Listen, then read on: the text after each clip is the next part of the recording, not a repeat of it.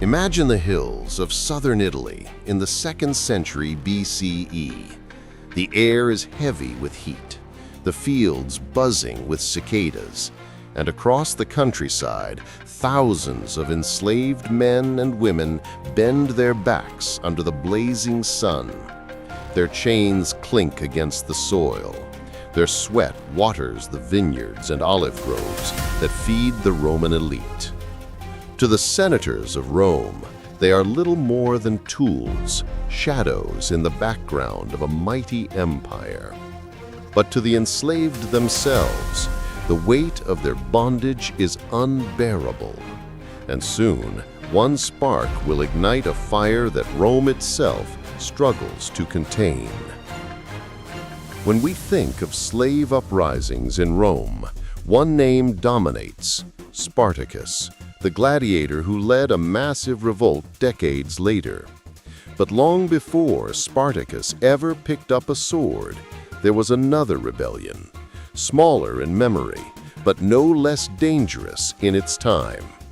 It was the First Servile War, beginning in Sicily around 135 BCE, a revolt that shook the Roman Republic to its core and nearly toppled its control over one of its richest provinces.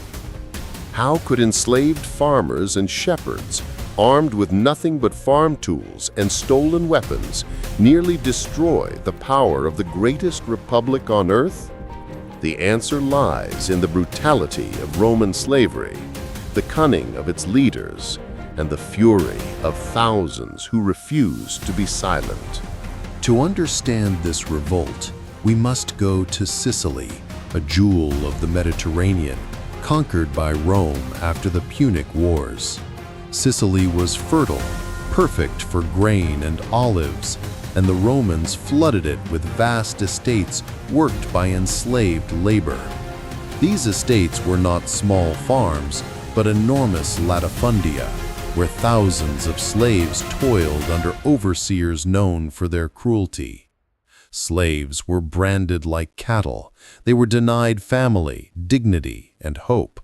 One Roman writer, Diodorus Siculus, tells us of owners who treated their slaves worse than wild beasts, starving them while demanding endless work. It was a system designed not for survival, but for breaking the human spirit. Yet in this furnace of cruelty, resistance was forged. The leader who emerged was not a Roman, nor a soldier, but a Syrian slave named Eunice.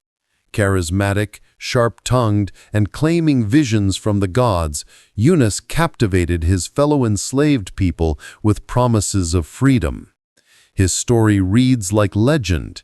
He would entertain other slaves by breathing sparks of fire from his mouth, convincing them he had divine favor.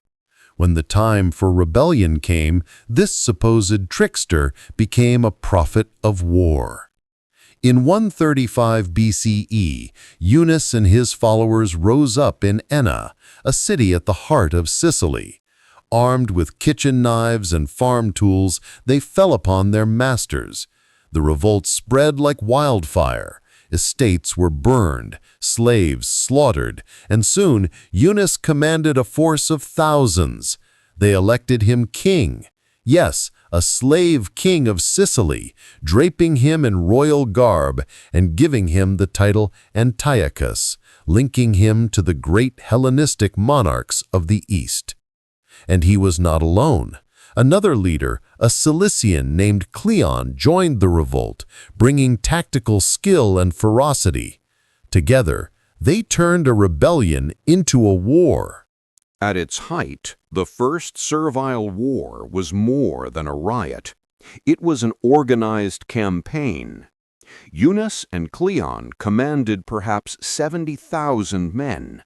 Slaves who had once bent over plows now marched in formation, wielding captured Roman weapons. They besieged cities, defeated Roman praetors in open battle, and carved out territory that looked less like chaos and more like a rival state. Imagine the fear in the Roman Senate. Sicily was Rome's breadbasket, the lifeline that fed its armies and citizens.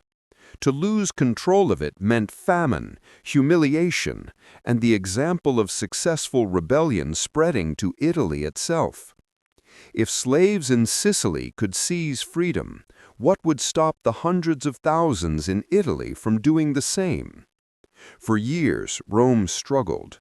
Commanders sent to Sicily underestimated the rebels, only to be ambushed or crushed. Eunice's charisma and Cleon's battlefield skill turned what should have been a quick suppression into a drawn-out conflict. Yet, for all their victories, cracks began to show. Eunice, though a prophet, lacked true military expertise. Cleon was the fighter, but he could not unify the movement under one banner. The rebels also lacked siege engines and the discipline of Rome's legions. Over time, attrition set in. By 132 BCE, Rome finally sent a commander worthy of the task. Publius Rupilius. He imposed harsh discipline, rallied his legions, and used relentless campaigns to break the revolt city by city. When Enna itself fell, the dream of a slave kingdom collapsed. Eunice fled, only to die in captivity, reportedly eaten alive by lice in a Roman prison. Cleon, refusing to be captured, fell in battle. The revolt was crushed. Tens of thousands of slaves were executed, their bodies left hanging on crosses along the Sicilian roads as a warning. The message was clear: Rome would not tolerate defiance. The First Servile War ended in blood, but its memory could not be erased.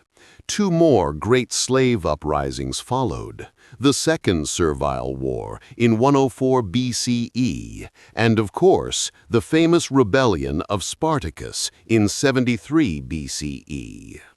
Each time, Rome had to reckon with the truth. Its empire was built on chains, and those chains could always be broken. For historians, the revolt of Eunice and Cleon is a window into the brutality of ancient slavery. Unlike the myth of noble gladiators that surrounds Spartacus, this was a rebellion of shepherds and field hands, ordinary men and women whose daily suffering became unbearable. They were not trained fighters. They were farmers turned warriors, driven by desperation and hope. And though their names are not as famous, their struggle left echoes in culture. Plays, novels, and even modern political movements have drawn on their defiance. Every time history speaks of freedom against oppression, Eunice's spark flickers again. In Sicily today, ruins of the ancient estates still stand, silent reminders of where blood and fire once challenged the might of Rome. Walk through those hills, and you can almost imagine the sound of chains falling, the cries of battle, the dream of a world where the enslaved would be kings. The First Servile War may not be as well known as Spartacus's rebellion, but it was the first great test of Rome's dominion over its enslaved masses. For a brief moment, Eunice and Cleon proved that even the mightiest empire could be shaken by those it tried to crush. Their story is not just one of defeat, but of courage, defiance, and the human spirit refusing to be broken. And perhaps that is why it matters. Long before Spartacus, the fields of Sicily burned with rebellion, and Rome trembled on its throne.